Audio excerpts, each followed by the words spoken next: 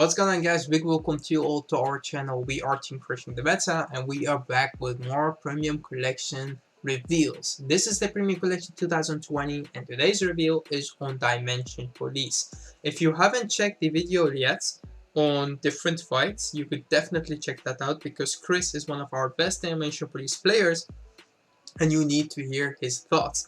So the cards that we already have covered, as you can see on the screen, there are a lot of strides that we already have covered.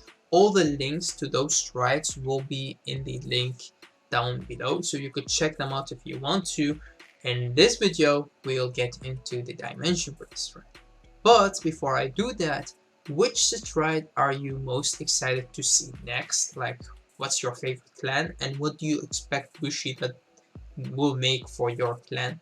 Also, if your stride is already revealed, what do you think of that stride? If you haven't already commented your thoughts on our other videos, you could also do it in this one. We'd love to hear your thoughts about what do you think. If you haven't liked to our channel, do that. Of course, it would help us so much. It's just a small click on your mouse click, but it will help us a lot. Alright, so let's jump into this video. So we have the new Dimension Police stride right here, which is Heat Wave Beast, and damn, it definitely looked like Beast. And GeoMaGlass, what a name.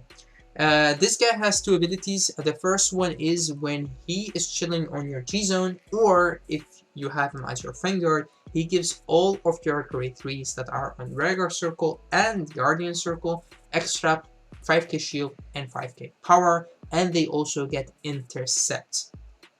Next, he also has his second ability, which is when he attacks, you counterblast 1, you flip something face up from your G-Zone, and then you look at the top 7 cards from your deck, you call up to 2, and he gets 1 crit for each grade 3 you have on your regular circle. So pretty much he completes what Skyliner already did and take it to the next level. So before we get to talk about the skill, let's first talk about the art and the flavor text. So if you are a big fan of Dimension Police and Gallop, or Dimension Robo and Gallop, then you would like this guy a little bit less. But if you are a big fan of the evil side of Dimension Police, then you would love this guy, because this is more like a Zeal Dragon. They didn't put that in the name, but he does look for me, or to me, like a Zeal Dragon. So it's more of the evil side. And if you look at all the other strides, like all of them are dragons except 2, which are beasts, but mostly they are making dragons for this set for each clan. So I think that when you look at it that way, this is the best thing that they could have come up with for Dimension Police as of in the art. The color blue, purple, and the color red that you could see is really nice. Like, he has the firing but not too much, and you could see like the lava dripping from his mouth. It's just look pretty cool.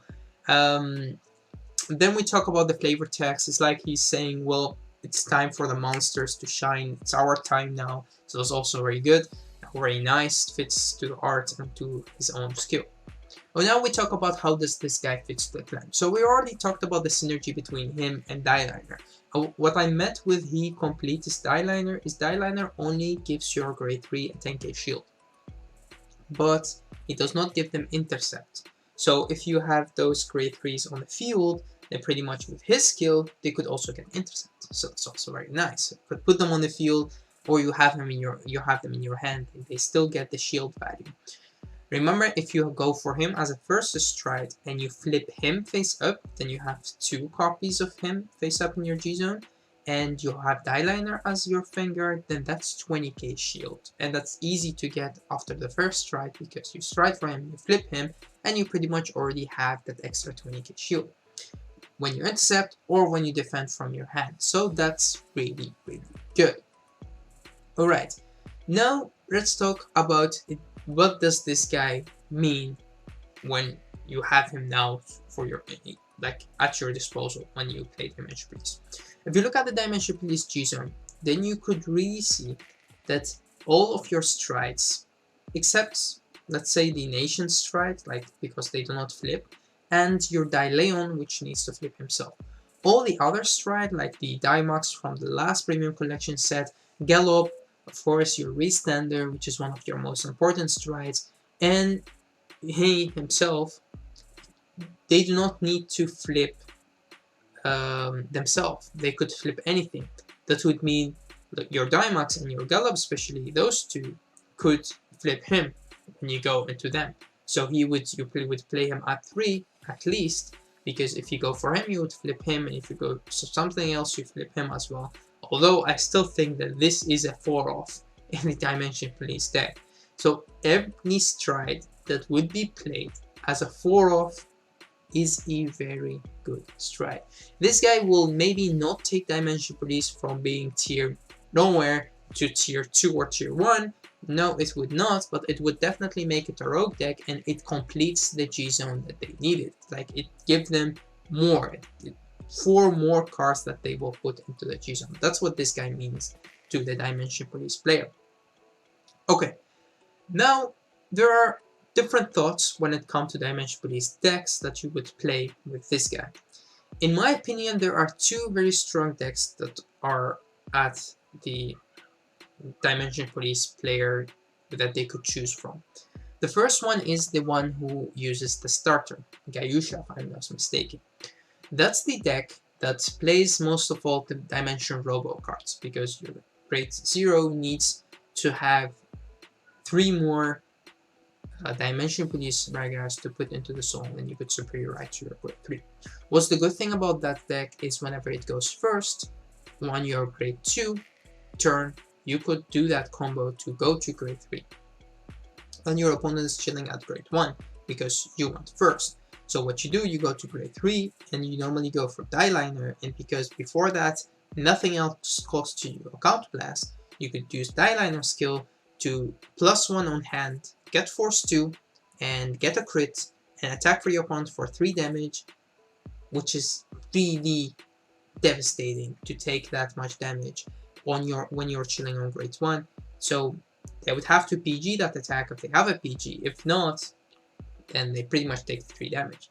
Well, the next turn, they would go to grade 2. They would not do that much. If they give you 1 damage, and you haven't had any other damage, then you could go for him, for this new stride, for GeoMaGlass, and from that moment on, you could use his ability. So first you have like your grade 3 rearguards, you could attack with those if you want to, because they also gain plus 5k power. Then you attack with him, and you call even more grade 3s to your regular circles, and from that moment on, this guy will hit for like 3 or 4 damage, because you have his own crit, the force 2 crit, and you call, let's say, 1 or 2 grade 3s, which he could hit for 4 damage. If you have more grade 3s on your circle, he could hit for even more damage. So that's really devastating for your opponent.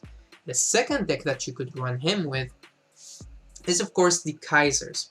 Although I think that the Kaiser is also a robo, so it will be added in the same deck as Die Liner, especially because you could also use the Gayusha skill to go for the Kaiser break ride, and Die Kaiser right there. Whenever you ride Die Liner on the top of him, if you have 2 counter blasts to use, then you pretty much get the barrier break, the extra crits, the force 2 crits, the crit from Die Liner, and the crit from Die Liner skill, and you could hit your opponent for 5 damage with the barrier break skill, and the extra 10k, and the extra 20k from Die Liner already. So you could hit them for a crazy attack from your Vanguard, which also have the barrier break, which means that if they guard with a G-guard, a perfect guard, then you could still break that perfect guard.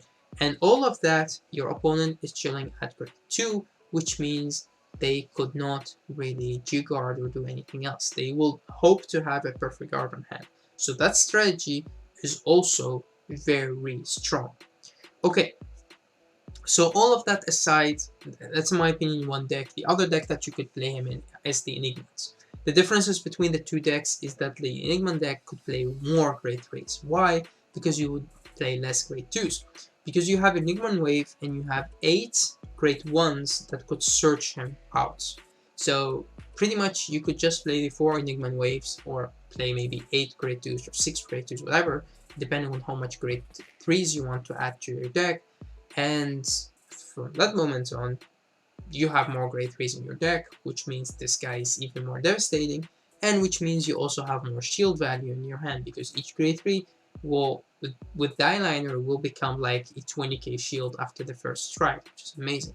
But even if you do not have Die Liner, then they could still be a huge shield because of this GeoMaGlass. So both decks, in my opinion, are good. Each of them had their own different playstyle. I think that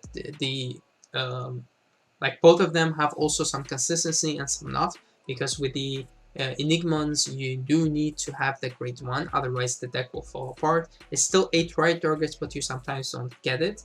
And with the Dimension Robo deck, you do need the Dimension Robos, grade 2 or less in your hand. So you could not play draw PGs. If you play the Laurel, that could be iffy because it does not have Robo in the name. If you play too much grade 3s, then those grade 3s you can't call them, so you're gonna spare right. So both decks have their good and bad things. Also, this guy really synergize well with Laurel, because you could, when he hits and he already attacked, he called 2 more. You could even call the Laurel because he does not require you to call from the highest to the lowest attack.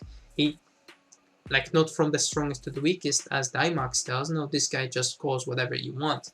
So definitely synergize well with Laurel, but I don't think that your opponent would take his attack, because if they do, they pretty much would take like 5 damage to their face, and that's way too much, so they would guard it anyway. So I don't think that Laurel is good, but that's my opinion. I know how good Laurel is and was, but still, if you're playing the deck that needs Dimension Robos, then I would definitely not advise you to play Laurel. But hey, I am not the Dimension Police player right here. It's just my thoughts and thoughts from our team.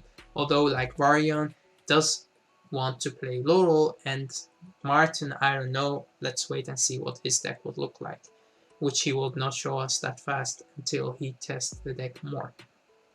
Okay, so that's about the decks that this guy could be played in. Before we go into what this guy would do to the Dimension Police deck and the format, we do need to understand that with the Dimension Robo deck, when you rush Dimension Police, they will hit you with crits.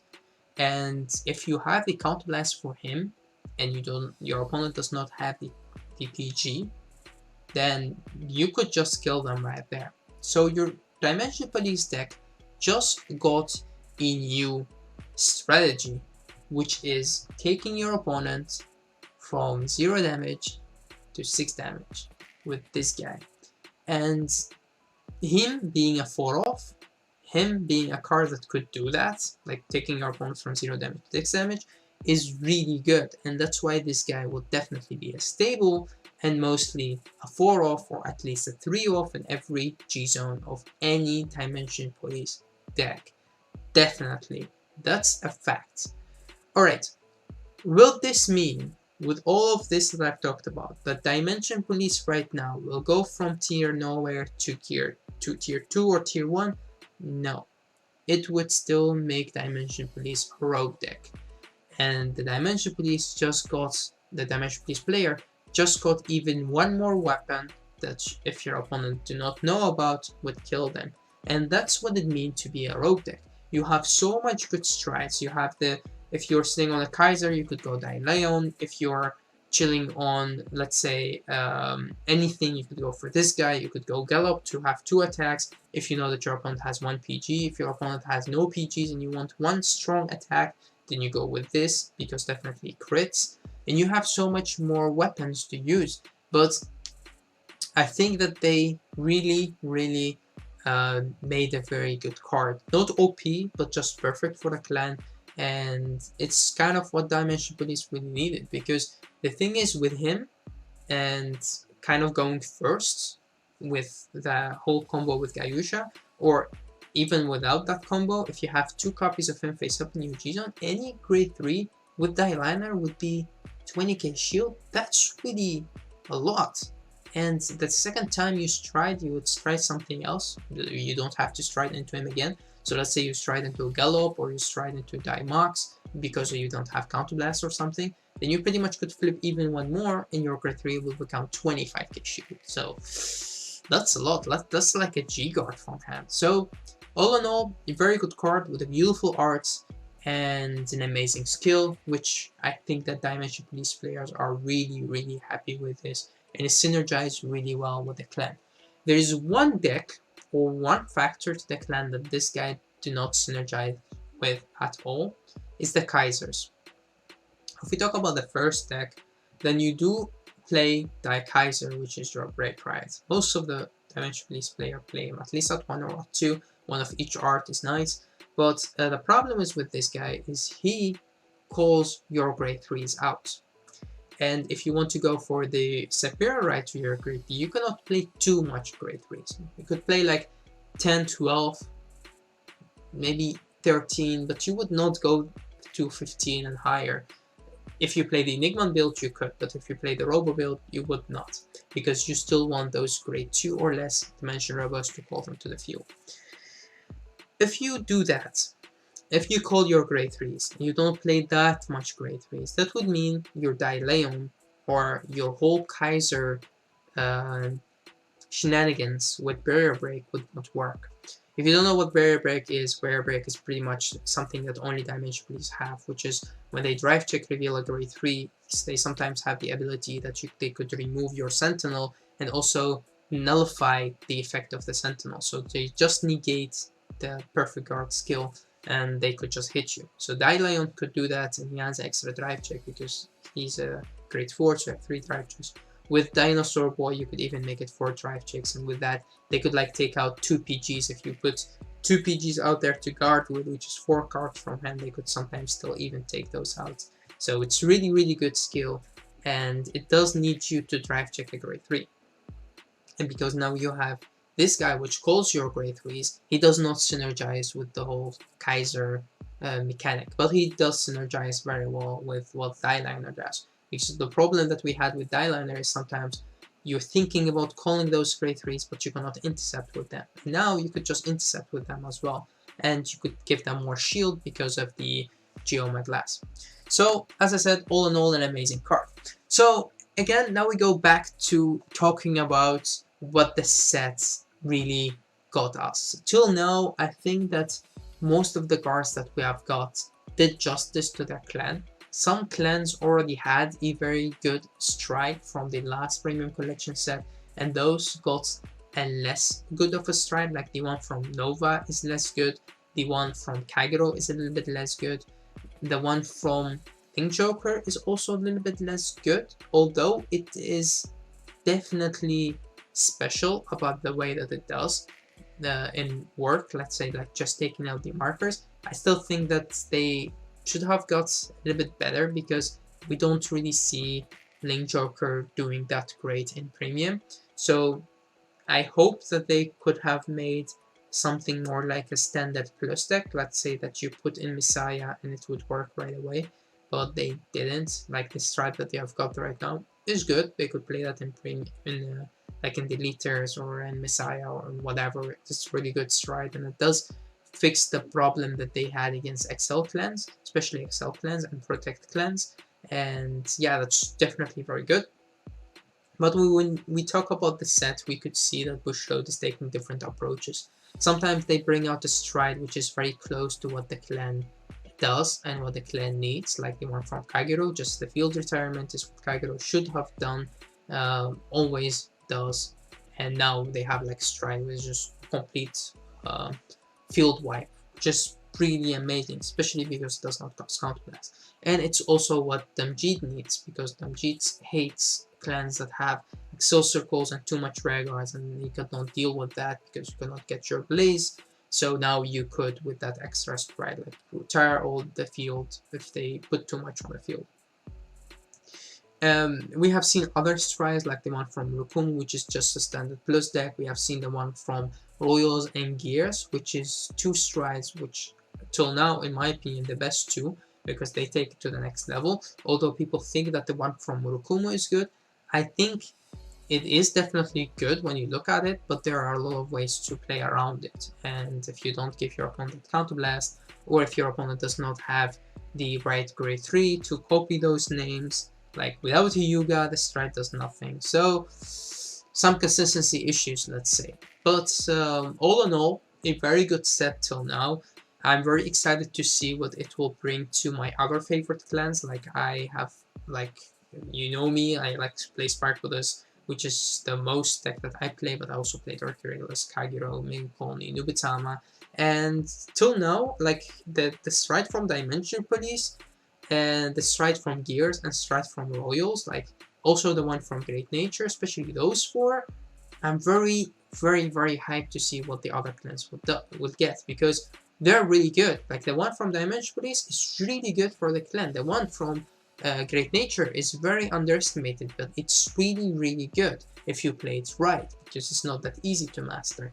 And of course, we have the one from Gears and the one from Royals, and damn, those two strides open up a whole new possibilities. So I think all in all, a very good set, and I think that Bushido is taking a very good approach. Also, I would like to thank them for working with us YouTubers, because this is also very nice and also refreshing to see Bushido reaching out to YouTubers for them to do like the card reveals and stuff.